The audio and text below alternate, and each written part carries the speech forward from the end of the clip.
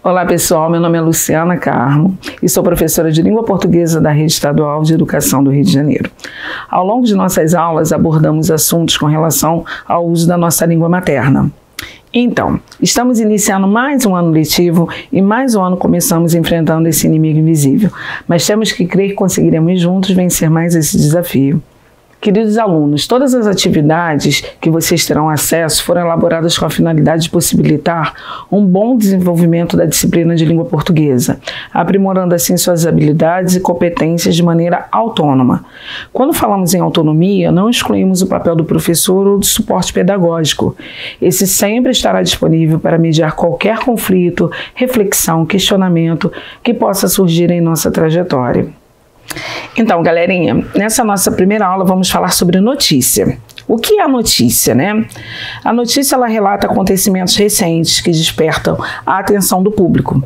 Para que seja notícia, o assunto precisa ser relevante, ou seja, tratar de um assunto que deve se chamar a atenção do leitor, digno de ser noticiado, um acontecimento que foge à normalidade.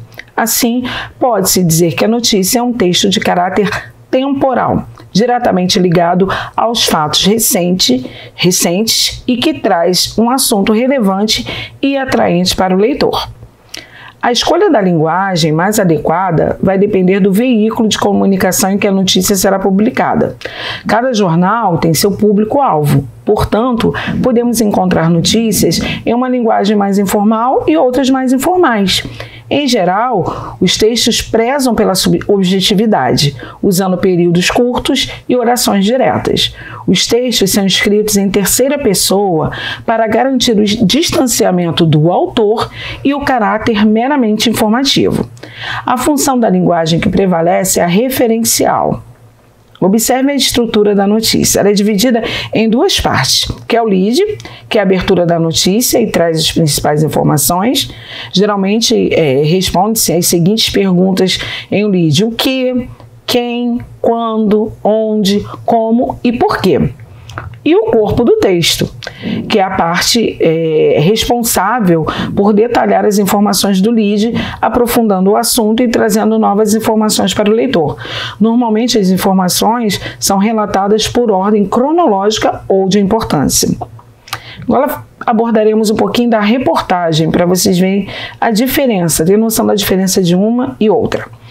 A reportagem é definida pela intenção comunicativa, pois sua função é, primeiramente, informar, ou seja, levar a notícia ao leitor, e por isso a proposta se baseia em fatos.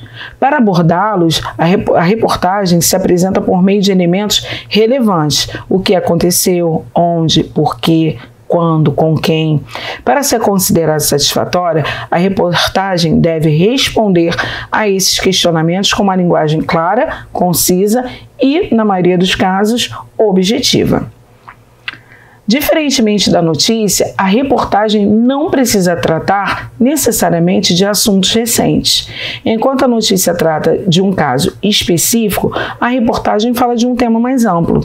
Esse tipo de gênero apresenta informações mais aprofundadas sobre temas que despertam a atenção do público. Geralmente, trazem pontos de vista variados, investigam e interpretam os acontecimentos e trabalham o fato de maneira exaustiva. Podem apresentar tabelas, dados estatísticos, mapas e entrevistas. Antes de serem publicados, as reportagens passam por uma apuração detalhada de informações. Vamos falar agora, falamos tanto em texto, notícias, vamos falar agora um pouquinho de elementos linguísticos. O que são elementos linguísticos, né? Eles são utilizados nos textos para estabelecer uma relação de sentido. Eles são os verdadeiros responsáveis pela linguagem do texto, forma associativa escrita e a compreensão do mesmo. Os jornais, por exemplo, uma pequena atenção para isso, os jornais e revistas publicam diversos textos com características bem diferentes. São notícias, reportagens, entrevistas, artigos, crônicas editoriais, anúncios publicitários, entre outros. Alguns deles têm a intenção de informar a notícia, a reportagem, entrevistas. Outros visam convencer o leitor a concordar com determinado ponto de vista. artigos ou editoriais, ou comprar um produto, anúncios publicitários. Há textos ainda que podem levar o leitor à reflexão acerca de um tema cotidiano por meio de uma linguagem coloquial e, muitas vezes, literária, no caso das crônicas. A intencionalidade do texto, bem como a quem ele destina, são elementos muito importantes para que seu autor defina o gênero em que a mensagem será escrita, o seu nível de formalidade e como ele será vinculado. Os textos jornalísticos escritos, geralmente, de grande alcance, eles têm uma proporcionalidade muito grande, eles atingem um grande alcance, um público muito grande. É difícil definir exatamente a quem eles se destinam, devido à diversidade do público leitor de seus veículos, jornais e revistas. Apenas podemos ter uma noção geral desse público, a camada social a que a maioria dos leitores pertence em nível de escolaridade.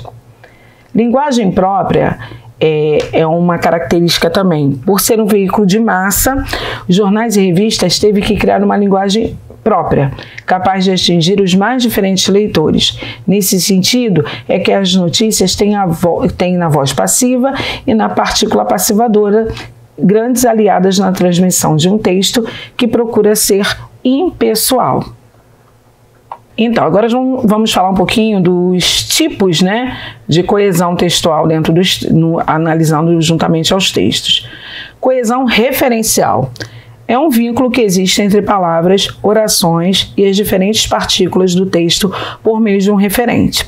Nesse tipo de coesão, os termos conectivos ou coesivos anunciam ou retomam as frases, sequências e palavras que indicam conceitos e fatos. Isso pode ocorrer através da anáfora ou catáfora. A anáfora faz referência à informação que já fora mencionada no texto, ou seja, ela retoma um componente textual e também pode ser chamada de elemento anafórico. A catáfora, por sua vez, antecipa um componente textual, sendo chamada de elemento catafórico. Os principais mecanismos da coesão referencial ocorrem por meio de elipse e reiteração. Coesão sequencial é a maneira como os fatos se organizam no tempo do texto. Para isto, são utilizadas relações semânticas que ligam as orações e os parágrafos à medida que o texto é descrito. A coesão sequencial pode ocorrer por justaposição ou conexão. Exemplo de coesão sequencial por justaposição. Ricardo é, com certeza, a melhor escolha. Além disso, conhece os meandros da empresa. Então, nessa nossa aula, iremos abordar os textos jornalísticos. Você já leu um jornal, impresso ou no formato digital? Acredito que sim. Então, o que vem a ser um texto jornalístico? São os textos vinculados em jornais, sites, revistas e programas de notícia da televisão ou do rádio.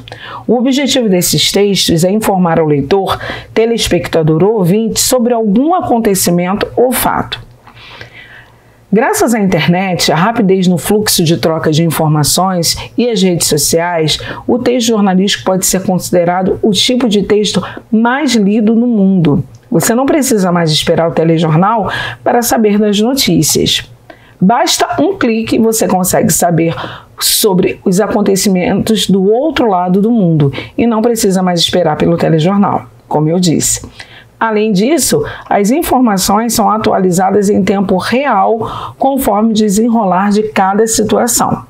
A linguagem jornalística deve ser clara e simples, imparcial e objetiva para expor ao emissor as principais informações sobre o tema.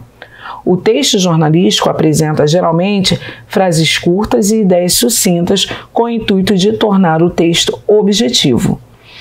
O jornal vincula diferentes gêneros textuais, como o desenvolvimento de diversos tipos de textos como narrativo, descritivo, dissertativo, argumentativo, injuntivo e expositivo. A linguagem jornalística deve seguir alguns preceitos, são eles: objetividade. A linguagem jornalística deve ser objetiva e evitar metáforas e linguagens conotativas. A mensagem é a ser transmitida de maneira clara, que não abrirá espaço para a dupla interpretação. Então, isso tem que ficar bem atento. a questão da clareza diante da mensagem transmitida. Simplicidade. Apesar de o texto jornalístico prezar pelo registro formal da língua, não se deve usar vocábulos eruditos ou obsoletos. Imparcialidade. O texto jornalístico deve ser imparcial. Logo, expressões que denunciam a opinião como eu acho, em minha opinião, devem ser evitadas para que o leitor possa fazer o seu próprio juízo de valor sobre aquilo que está expresso no jornal.